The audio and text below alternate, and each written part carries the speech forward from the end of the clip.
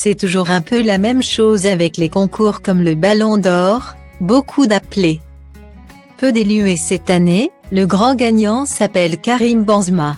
L'attaquant du Real Madrid a été l'auteur d'une saison fantastique en tout point avec son club, qui l'a emmené jusqu'au bout en Ligue des Champions, même s'il a eu une importance capitale. Le Français de 34 ans n'a pas été le seul joueur important dans cette belle campagne européenne. On peut notamment évoquer son coéquipier brésilien Vinícius Júnior, qui termine 8e du classement et également le gardien de but de l'équipe, Thibaut Courtois. Ce dernier est une valeur sûre à son poste depuis de nombreuses années et il vient d'ailleurs de remporter le trophée Yashin, qui récompense le meilleur gardien de but de la saison. Malgré tout, le Belge de 30 ans a eu un petit sentiment d'amertume après la soirée, comme il l'a indiqué au journal espagnol La Cadena Ser. 7e du Ballon d'Or derrière des joueurs comme Kylian Mbappé ou Kevin De Bruyne. Il n'a visiblement pas apprécié son classement.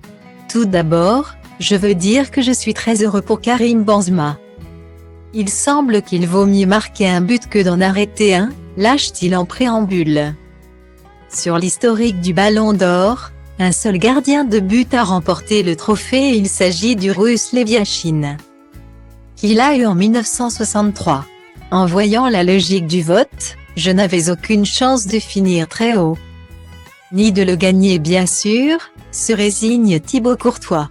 Je ne dis pas que je devais le gagner, mais vous remportez la Liga, la Ligue des Champions, votre équipe gagne grâce à vos arrêts et vous ne terminez que 7e.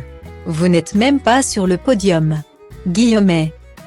Très déçu de son classement, celui qui est connu pour s'être plaint après la défaite de la Belgique contre la France en Coupe du Monde, termine néanmoins avec une pointe d'humour. Dans le top 10, il n'y avait même pas de défenseur. Au moins cette année, ils ont inventé le trophée du meilleur gardien, estimant qu'il méritait un bien meilleur classement. Le gardien belge a fait passer son message et il espère bien que les choses vont changer à l'avenir.